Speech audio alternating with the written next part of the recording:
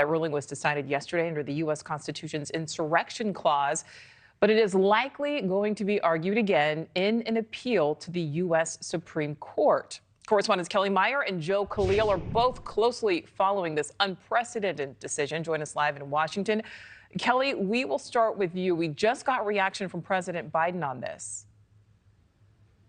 Yeah, that's right, Nichole. We are hearing from the current White House on this. President Biden asked for a comment. He said he wasn't going to comment on the court's ruling. Then he was asked if Trump is an insurrectionist, referring to what happened at the Capitol on January 6, 2021. And here's what he had to say to reporters. Take a listen. Well, I think certainly it's self-evident. You saw it all. Now, whether the 14th Amendment applies, I'll let the court make that decision. But he certainly supported an insurrection. And no question about it. None, zero. And he seems to be doubling down on about everything.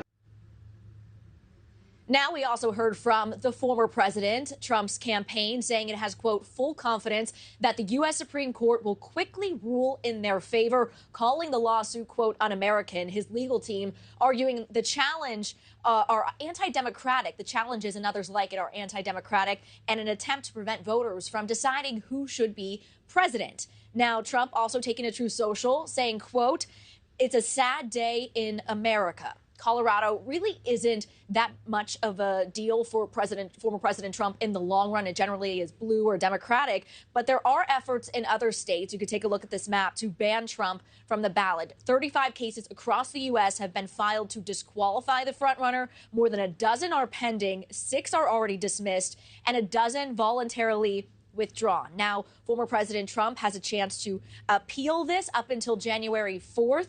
That could keep him on the primary ballot until these legal proceedings all go through and move forward. And January 5th is the deadline for Colorado to print those primary ballots. All right, so certainly not that far away. Joe, let's go to you. How are Republicans reacting to all of this?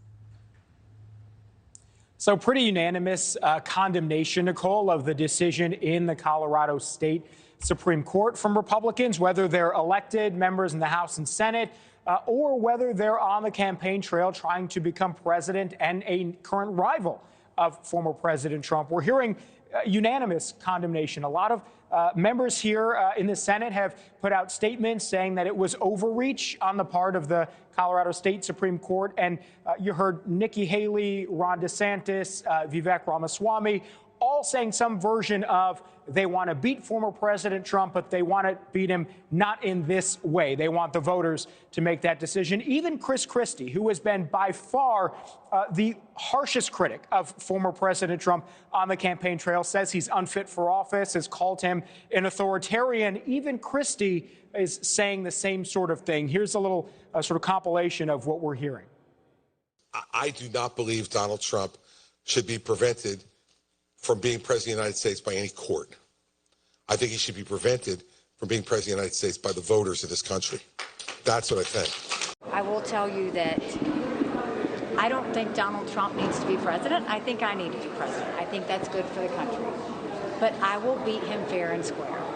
We don't need to have judges making these decisions. We need voters to make these decisions. Nichole, Ron DeSantis went as far as to say that this is going to benefit former President Trump politically. If passed as prologue, that very well may be the case. We've seen his legal troubles boost his poll numbers over the last couple of months. Here in the Senate, I can tell you at least one Republican Senator, Thom Tillis from North Carolina, says he wants to introduce a measure that would take this question of eligibility out of the hands of state courts altogether and put it solely within the Supreme Court. Ultimately, whether that moves forward or not, it's very likely to be decided by the Supreme Court anyway. All right, Joe, thanks for that. So, Kellie, let's go back to you then. Other than the Supreme Court, the U.S. Supreme Court obviously stepping in and striking this down, do Republicans have any other options?